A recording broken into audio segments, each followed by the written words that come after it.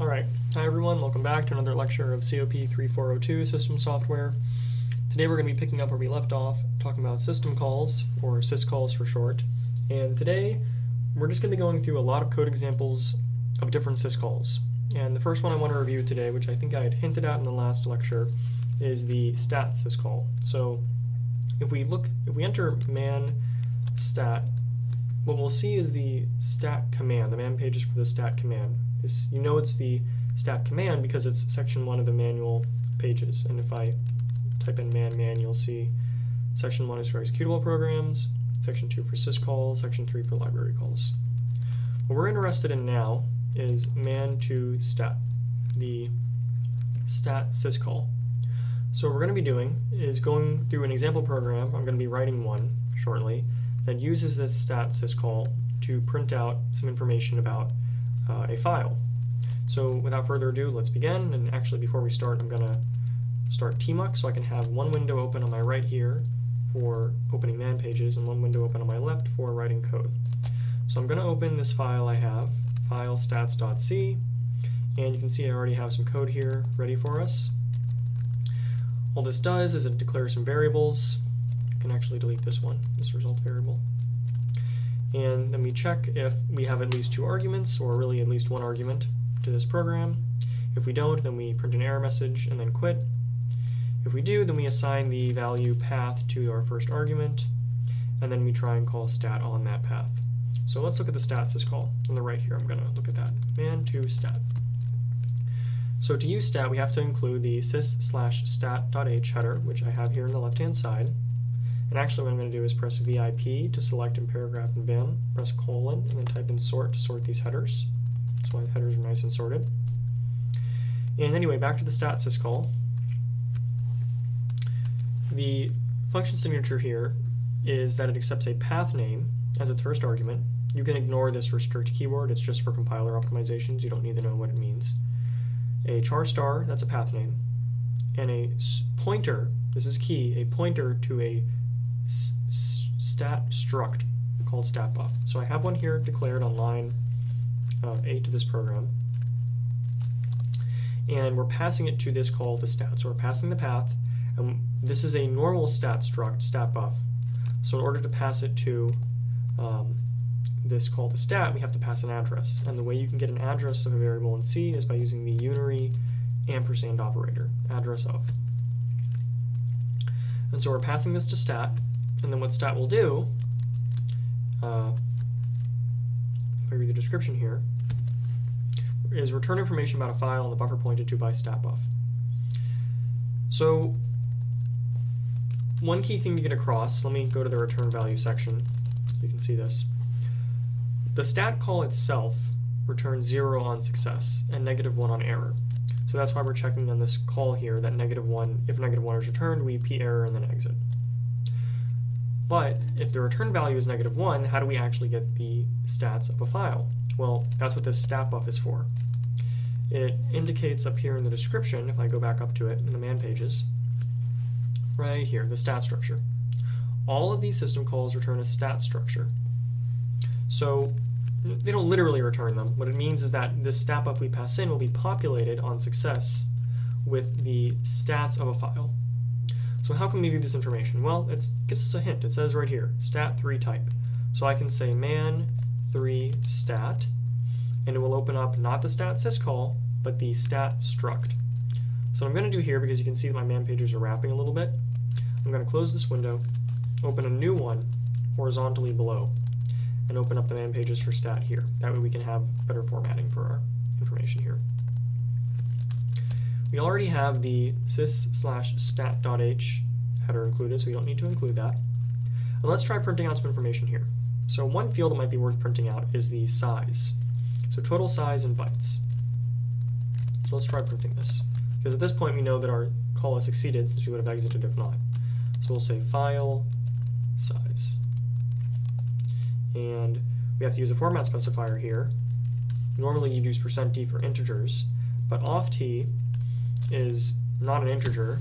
So what do we use? Well, I've been trying to do some reading on this, and as far as I can surmise, unfortunately the best way to do this is not very pretty. You're supposed to use a macro defined in this header int types.h, which contains the format specifier for off-t. Well, not really. It contains the platform portable specifier for off-t. So off-t, if we look at the man pages for off-t, there's actually man pages for this type. Oops, let me open it here. We can see that off-t is defined as a signed integer type, but the exact byte width of this type is platform dependent. So C implementations typically provide this int types.h header, which there are no man pages for as far as I can tell, unfortunately. But you can Google this and find this header and all the macros defined in it.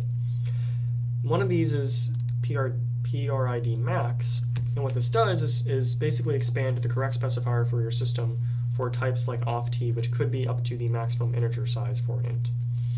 So that's all to say that this is the correct format specifier to use. The reason why we have these strings next to each other is because in C, when you go to compile your code, adjacent string literals get concatenated into one string before compilation. So this PRID max will actually expand to, I think it's LD on my system, so it really looks like this. And then what this will do is delete during compilation, these quotes will be removed, this will be all concatenated into one string, and then we have our format specifier correctly placed. But I'm going to remove all that, because this is the code we actually want to work with. So now let's access that size field. So we'll say statbuff dot st underscore size. Why don't we also print out a different field too? So we'll say, let's say number of hard links. So hard links. And here we'll use PRID max as well, even though it's a different value. It's an nLinkT. We don't know what that is. So again, maybe there's man pages for it. Let's check. Man nLinkT. No man pages or anything. No help there. So let's just be safe and use PRID max. And we'll use st underscore nlink. And now let's try compiling this. So I'm going to quit the man pages here. Actually, what I could do is open another window here on my right. So I'll open that up in the right here in the top right corner. That's where I'm working. I'm going to make this file stats program. So we compiled it. I already defined a makefile, how to do this. I'm not going to show the makefile contents, but we have a make command for compiling this program. So we ran make, and now we'll run file stats. We have to pass it a file. So if I try to run it without a file, it'll tell us pass me a path, a file. So I'll pass the source code of file stats itself to it. And let's run this. You can see file size is 500, hard links is 1. And if I run the file command on file underscore stats.c, we can see, oops, not file, the stat command, of course, because we're getting the stats. We'll see that it matches the contents of stats. So size and number of hard links, 1, right there. So this works. But there's more we can do here. I'm going to close this window now. There's more we can do here.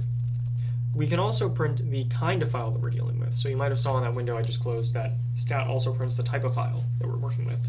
Some of the file types we covered so far are regular files, like this file, filestats.c. There are directory files, which contain mappings between file names to their inode numbers. And there's also pseudo device files, block device files, character device files, all different kinds of files. But for now, let's just focus on regular files and directory files. And this information, what kind of file we're dealing with, is stored in the st mode field. It says right here, file type and mode. So why don't we press / and search for st mode to get more information about this. It says this field contains a file type and mode. See inode 7 for further information. Well, okay, so we have to look at section 7, but what is section 7? If I go to the man pages for man, we can see section 7 is for miscellaneous stuff, so we'll go to section 7. Section 7 of the inode field, or inode entry. So it says here, each file has an inode containing metadata about the file. An application can retrieve this metadata using stat or related calls to return the stat structure or statx, in which we're not going to be using, so we don't have to worry about it too much here. Now if we scroll down in here, I'm just going to skip ahead a little bit. There's a section on the file type and mode, and it says the stat.stmode field gives you the file type and mode. The way to access this information, because it contains both the file type and the mode, is to use bit masking. So it tells us here that POSIX refers to the stat.stmode bits corresponding to the mask s_i format. As the file type, The 12 bits corresponding to the mask 07777 as the file mode bits, and the least significant 9 bits 0777 as file permission bits. So what's important to note is that these are octal values, since they begin with a 0, so these are actually base 8 values. And this might seem really confusing, so let me give you an example of how you'd actually access this. So let's say we want to print out the print whether or not a file is a regular file. So we'll say if statbuf.stmode, and it's a mask. So you might remember from CS1 that bit masks or bit vectors are ways to store many values, many binary Boolean values, on and off values, in a single field. So we have one integer storing a bunch of different values in it. And in this case, the mode contains the file type and mode. The st mode contains file type and mode. To extract just the file type field, we want to use this si format mask. And then we can compare this to one of these values listed below. So we'll say if this is equal to, if we extract this format, or the file mode from the st mode field, and if this is equal to sif reg, that means we're dealing with a regular file. So what we'll print out is regular file, \new line, escape, and then return 0 here. So why don't we try running this? So I'm gonna quit this window here, and I'm gonna run make on file stats. And what I'm gonna do now actually is I'm going to put a double ampersand here to create a bash logical conjunction. And what this will do is run code on the right-hand side of this double ampersand only if the code on the left-hand side succeeds. This is just a shorter way for me to compile and then run our code immediately, rather than me compiling and then running it separately every time. So I'm going to compile this, I'll run file stats, and I'll pass it its own source code, filestats.c. Now if we run this, it says it's a regular file, so we have this working. This is the way that we can check what kind of file we have here. And let me go back to the man pages for inode, and we'll search, so I'll press slash and then type in if format to quickly find where we were. And you can see they actually give us an example. So this is what I had just typed out. So this is the exact way you could check for these. Now there are also these helper macros to check for individual kinds of file types. So you could just say instead here, let me delete this content of this condition, s is reg, and we could say statbuf.stmode. And this would be effectively, if I'm not mistaken here, let me delete this equality operator there. This should actually do the same thing. So let's try running this. And you can see it actually works as well. So it's a bit of a convenience here. So here we're just running a macro. A macro is a named code fragment, which will essentially expand to the same thing we had typed earlier. So if you want to just test for these kinds of file types specifically, easily, you can use that. But let's work on something a bit more exciting. Let's try and print all these different file types. So I'm going to scroll down to where all the different file types are listed. And let's go back to what we had before. We can extract just the mode or the type field of the st mode field by using this operation here. So I'm going to extract this here. And let's put this in a switch statement. And now, instead of having this one thing here, I can actually copy these values. I'm going to select them all with my cursor, right-click, press copy, go back up to here, press Control-Shift-V to paste them. I'm going to hold Shift and press V to select all these lines in Vim, and press =sign to format them all. What I'm going to do is press Control-V to go into Visual Block mode, go down to this line, go over here, press X to delete those extra lines. I'm going to go over here, press $sign to go to the end of line, press X to delete these. And now I'm going to go back to Visual Block, scroll down to here, press Shift-I to go to the beginning of the line for all these lines, type in case, then escape. It'll add it to every single line. I'll press $sign to go to the end of the line here, go back into Visual Block with Control-V, go down with the J key, Shift-A to go to the end of the line, press escape, and then what I'll do is say printf, quote, escape. That adds it to every line. Now I'm going to select all these here. I'm going to yank them with y, so yank, go back down here, paste them all in,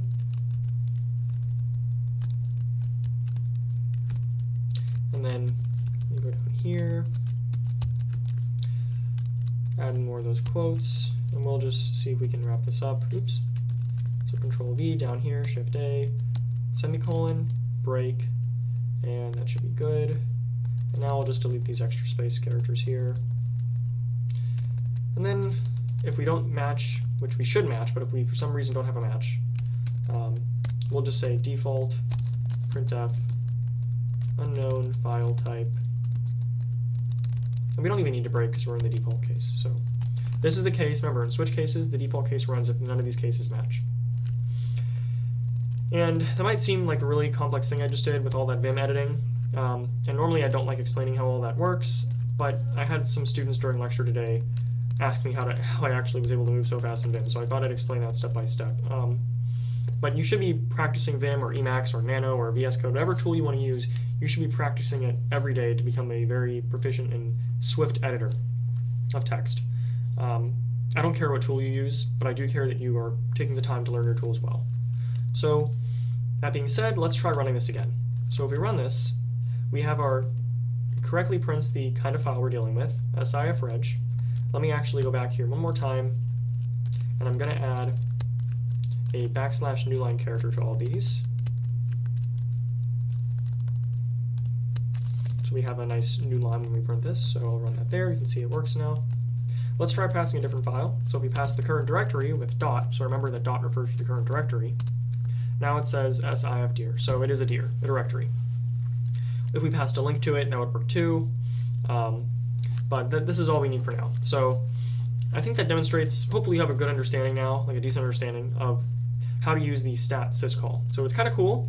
You'll be using this in the future projects for this course. So with that, let's move on to the next syscall, readfile.c. So I already have some demo code here as well. Like before, we have a path, we set up a file descriptor variable, we print a usage message if the user doesn't pass enough arguments to the program. If they do, we store that path they passed into the path variable. Then we're making a call to open that path. And we're passing the O read only option to specify we want to read this, we want to open this file only for reading, not for writing. And now, what we want to do in here before calling close, so at the end we're going to close, but before that, let's try running the, using the read syscall to read some data from the file. So I'm going to open a new window here, man2read to access the man pages for the read syscall. We can see it's in unistud.h. So I've already included that, so we don't need to worry about it. And then I can sort this, so VIP sort. And it says here, read attempts to read up to count bytes from file descriptor fd into the buffer starting at buff. So we need two things here, three things really. We have a file descriptor, which by this point in the program should be valid, since we've reached this point without exiting. But we also need a buffer for storing the values you've read, and a size t count variable for specifying how many bytes we want to read from the file descriptor into the buffer. Now let's set up a call here. I'm going to declare the variables afterwards, but we're going to call it. So we're going to say bytes read equals read fd buff count. Now let's go up here and declare those variables. So bytes read needs to be a size t type. What is a size t? Well, think of it like this. Let me remove these parts first. It's a size type. The underscore t means a type that's defined by the kernel. And S means signed, so it could be negative. And the reason why it needs to be negative, needs to have the ability to be negative, is because on failure, size t returns -1, or read returns -1, like most syscalls. So in order to allow read to return -1, this size t type needs to be S size t, it needs to be signed.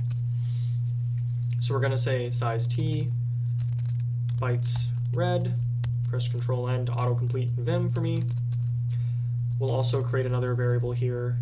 We'll go back to the top. This is a size t, called count, the number of bytes we want to read. We'll say 32.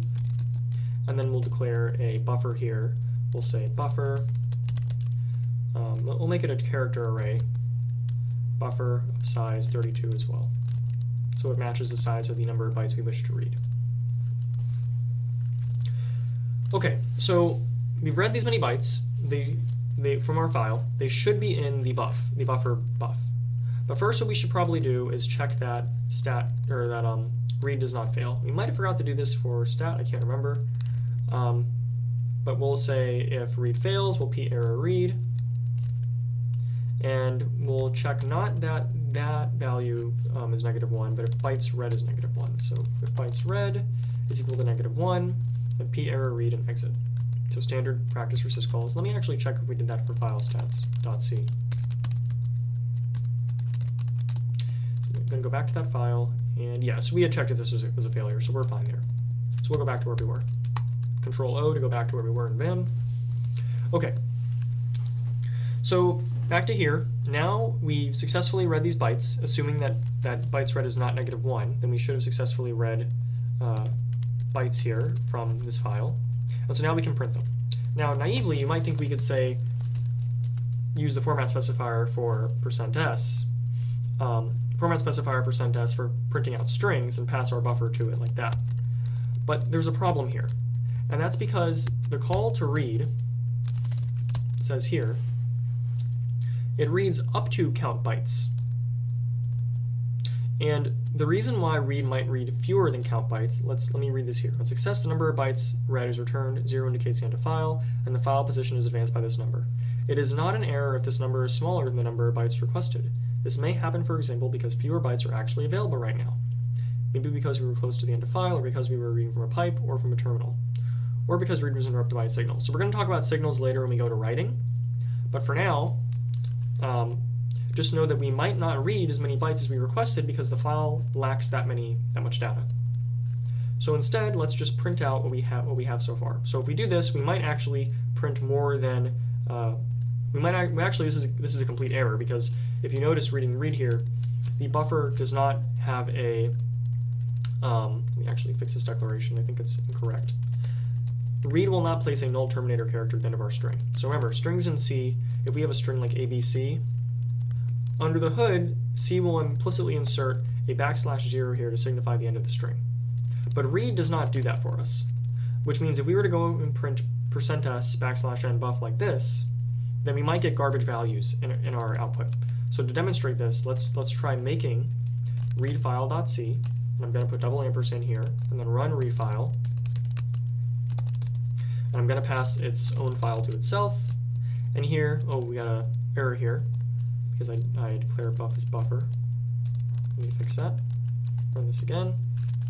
And you'll notice we get some garbage values here. So we read the first 32 bytes, and it seems like it's correct. fcntl, file control, stdio.h. But once we got to after the D in stdio, we started getting these garbage values, and then the output suddenly stopped. The reason for that is because, like what I'm saying, the null terminator has not been inserted into this buffer for us. So instead what we must do is make our own for loop. So for I equals 0, I is less than not count, bytes read, because you only want to print the number of bytes we actually read, ++ I. What we'll do is print not the string, but the character at buff I. And now we have to, of course, go up here and declare a new variable for buff I.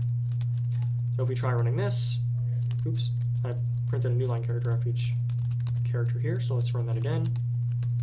You can see it correctly reads and prints 32 bytes from the file. So that's the basics of how to use read. But there's an issue here, and that's in the case if a signal appears to interrupt our program. So read and write are not blocking operations. That means the operating system is allowed to send a signal to them to stop them in the middle of working and then let them continue later. And what is an example of a signal? Well, I'm in Vim here, and if I press Control-Z, you'll see that it says there's a +1 here, and it says my process has been stopped.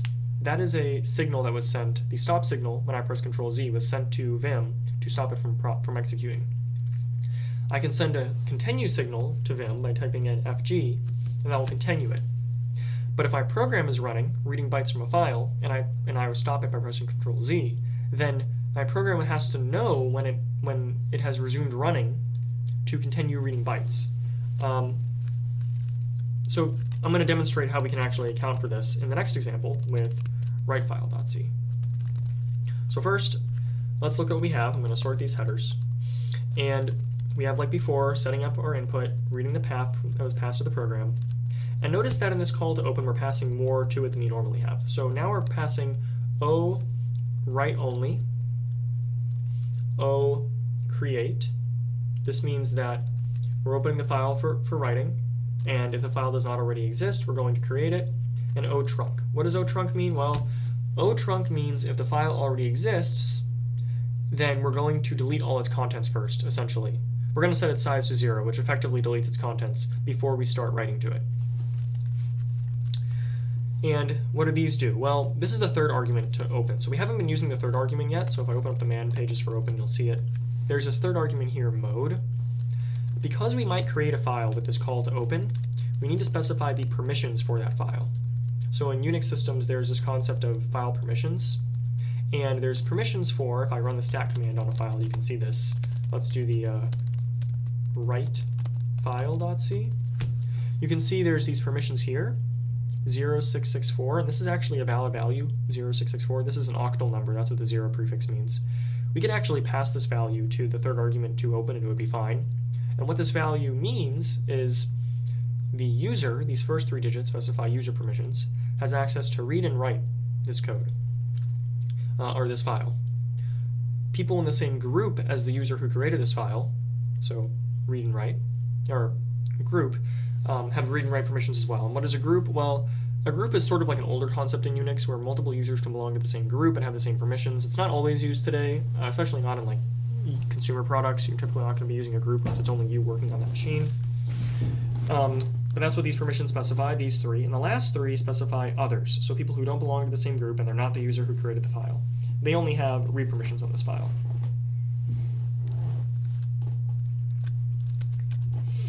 So what these macros here do specify these permissions for us in a way that's kind of human readable. So we're saying users have read permissions. That's what the R stands for, R user. W user means the user also has write permissions. R group means group permissions are for read. And R other means other people, other users, other programs, processes. They only have access to read as well.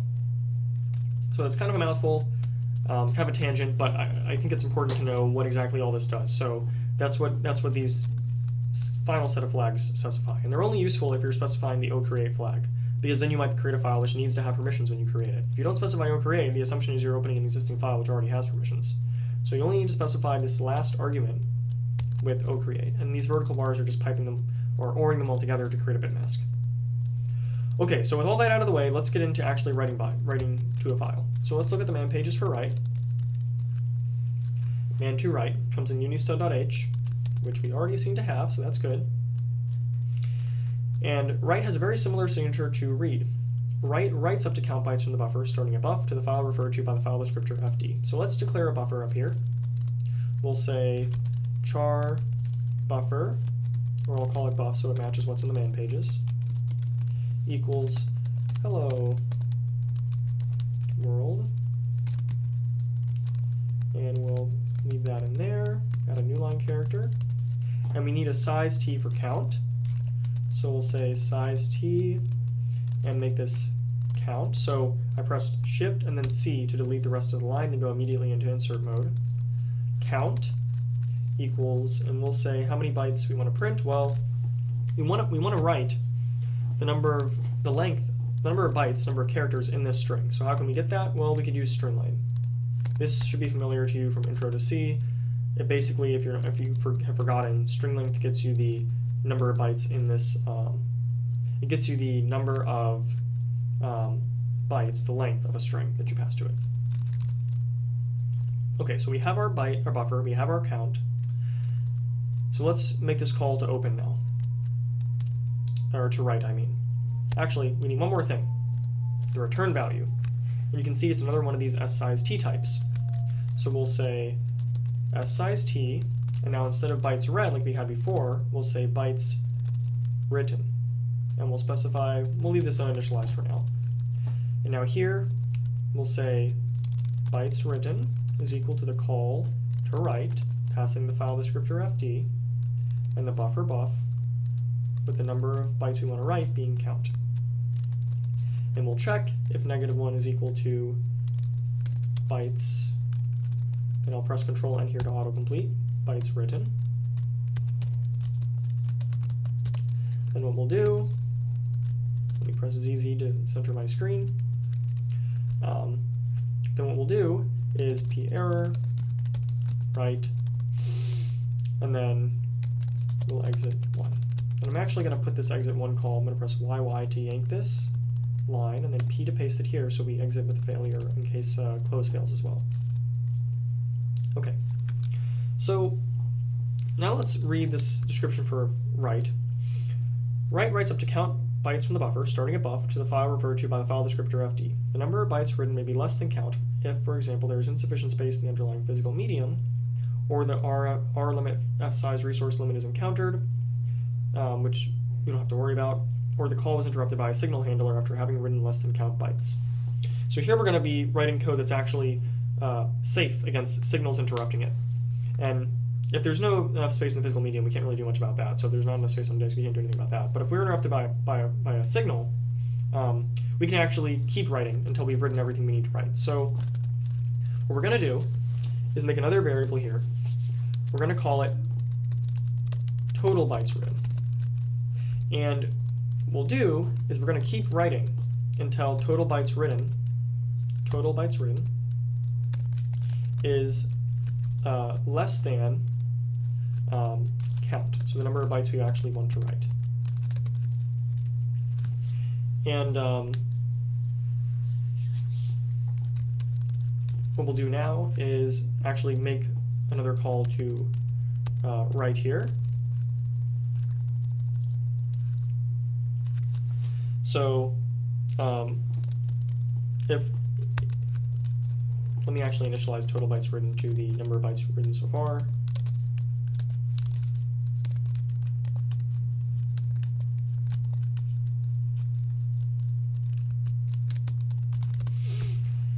So if we were able to write everything in the first run of this program, then we're fine. We've written everything we need to write, and we're good to go. So if in the first call to write we were able to write all count number of bytes to our file, then we won't even run this while loop. But if we fail, if the number of bytes we've written so far is less than, because this program is interrupted by a signal, what we need to do is keep writing. So what we'll do is we'll print this out, how many bytes you've written so far. Actually, we'll do that at the end. I won't print that out right yet. We'll just make another call to write. That's what we'll do. We'll say bytes written, make it equal to another call to write, and we'll say fd buff. So every time we call write, the position of the file is advanced by the number of bytes we've written. But our buffer is still going to be, we pass buffer like this, we're going to be writing from the beginning of the buffer again. So how do we fix this? Well, what we can do is specify the total bytes written. I'm going to make a new line here so this is neater. To say this is pointer arithmetic, we're starting at the beginning of the buffer, and we're skipping forward past the number of bytes we've written so far. So we keep writing from where we left off if we were interrupted. And then how many bytes do we want to write? Well, we're going to write whatever we have left, however many bytes we have left to write. So we'll say total bytes written minus the number of bytes left, which should be count. Oops, I think I might have this backwards. So it's count, the total number of bytes we want to write, minus total bytes written.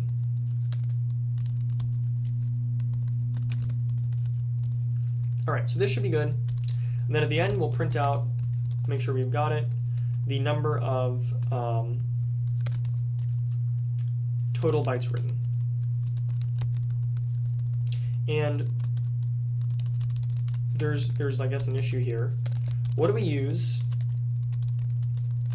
for specifying the size of a S-size T-type? Because total bytes written is an S-size T-type. I can go back to it. S-size T. What is the format specifier for S-size T? Well, we don't need to use the PRID max like we did before. We can actually just say ZU. That is actually the format specifier, I believe, for size t. So if I look at the man pages for size t, there's actually a part down here that says, where is it? Yeah, use with printf and scanf. The length modifier for size t for the printf and scanf families of functions is z, resulting in commonly in zu or zx. That's for size t. And for size t, it says families, which is z, resulting commonly in zd or zi. So we actually should use zd here, according to the man pages for size t. All right. So now we've done all that. Let's try actually running this. So we'll say make, and we're going to change read file for write file. And instead of writing to our source code, we're going to actually create a new file called test.txt. It says total bytes written 14. Let's open up, we can just run cat test.txt, and we can see there's a hello world program here. I'm actually going to remove all the files that end with start with test here because I made them earlier while I was giving this lecture live. So let's run this again. I'm actually going to modify this just so slightly to have a new line character here.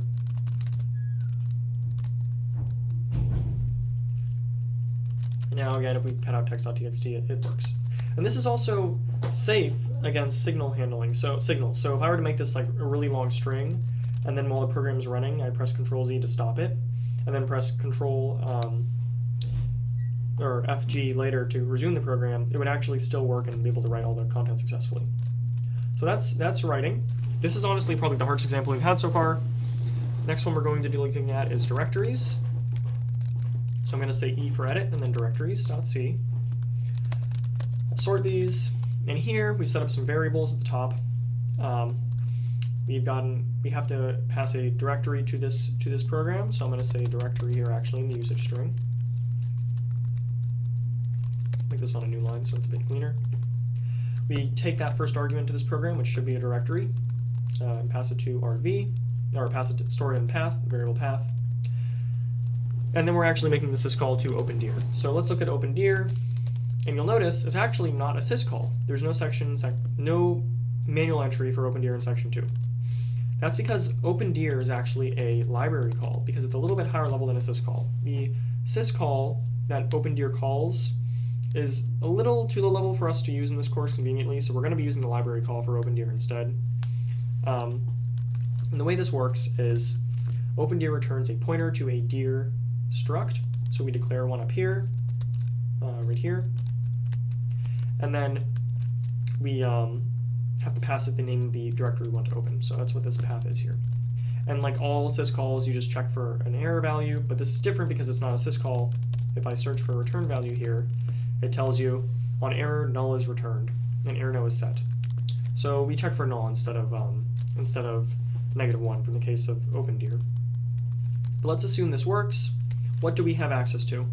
Well, what opendir returns, what it does is return this dir pointer. So what is in this dir pointer? Let's see if there's some man pages anywhere telling us more about this, or if there's something else in this file that tells us more about this. Let's go down. Let's take a look. All right.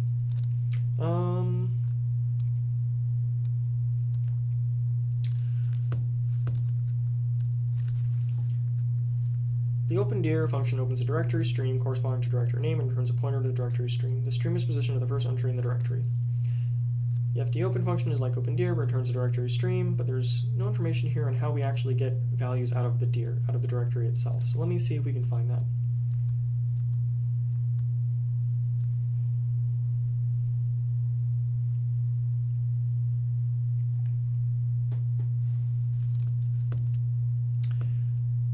Oh, because we have to, so now that we've opened the directory, I remember now, we have to actually read contents from the directory. So remember that a directory is really a table mapping file names to their inode numbers. What this means is that we've opened the directory, now we have to actually walk that table. And the way you do that is with this library call here, read dir. This reads a next directory entry. So the way this will work is we'll create we have a struct here already declared for this, dirent. We'll say dirent is equal to read dir, passing the directory pointer we have here, dir to it. Maybe I'll rename this to dirp so it matches what's in the man pages. So this should be dirp, This should be dir p, and there we go. This should be dir p as well. Now we'll check like normal, like we did before. So return value, let's check for errors. If the end of the directory stream is reached, null is returned and error no is not changed. If an error occurs, null is returned and error no is set to indicate the error. To distinguish end of stream from an error, set error no to 0 before calling read dir. So what we should do is say error no equals 0, and we can get this from error no.h. I'll actually put this up here so it's sorted. And then we'll call dir and tier, and we'll say if check the value, it says here check the value of error no if null is returned. If null is equal to dirent and 0 is not equal to error no, then we'll just do p error, read dir, and exit 1. Returning 1 also works here because we're in the main function, but if you're, it's maybe not a good practice to use return all the time, because if you want to exit your program immediately, you'll have to use the exit function, the exit command or library call, not return. So anyway, so we've handled our errors, and what we'll say is we'll print out, assuming that dirent is not null. We'll just assume it's not null. We'll say if, well, we'll check actually. If null is not equal to dirent, which it shouldn't be because there should always be something in this directory. The current directory and the parent directory should always be in a current directory. But if it is, then we'll assume, we'll just check just to be safe, and we'll say print %s, and we can actually get from this dirent struct here, it tells us, kind of hard to read because of the formatting, make this a little bit smaller so you can see it.